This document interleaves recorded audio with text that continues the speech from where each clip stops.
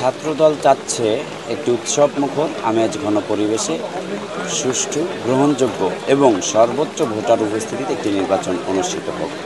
এক্ষেত্রে 25 তারিখে যদি নির্বাচন কমিশন বলেন যে সুষ্ঠু, গ্রহণযোগ্য এবং ভোটার উপস্থিতি সর্বোচ্চ রেখে তারা নির্বাচন করতে পারবেন, সেক্ষেত্রে বলবো নির্বাচন করুন। কিন্তু আমি চ্যালেঞ্জ দিয়ে বলতে পারি, নির্বাচন কমিশন শতভাগ নিরপেক্ষ থেকে এবং সর্বোচ্চ ভোটার উপস্থিতি নিয়ে 25 তারিখে নির্বাচন অনুষ্ঠিত করতে পারবে না।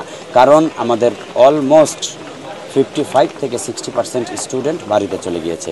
সুতরাং স্টুডেন্টদের কথা চিন্তা করে এই রাকসু তো আমাদের স্টুডেন্টদের জন্যই, ভোটারদের জন্যই।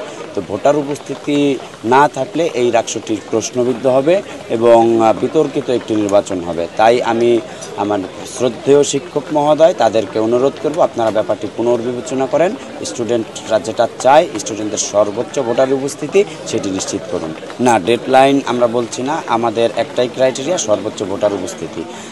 25 তারিখে আমার দৃঢ় বিশ্বাস আমাদের শিক্ষকরা তারা বিবেকবান, তারা রাজশাহী বিশ্ববিদ্যালয়ের শিক্ষক, তারা জাতির বিবেক, তারা এই বিবেকহীন কাজটি করবে বলে আমার মনে হয় না। আমি বলবো পোষ্যকোটা একটি অযৌক্তিক ব্যাপার, এটি বিলুপ্ত করা হোক। তবে আমাদের সম্মানিত শিক্ষকদের গায়ে হাত তোলা, তাদের সাথে তাদের দাড়ি ধরে টানাটানি, এটাও একটি অনাকাঙ্ক্ষিত ঘটনা। এটার জন্য আমরা রাজশাহী বিশ্ববিদ্যালয়ের শিক্ষার্থী হিসাবে ব্যথিত। আসলে এই ঘটনাটি ঘটা উচিত হয়নি এবং ছাত্র শিবির যদি শিক্ষার্থীর পালসের বিরুদ্ধে গিয়ে 25 তারিখে নির্বাচন চায়, সেটা বলবো যে তারা আসলে চাচ্ছে একটি অযাচিত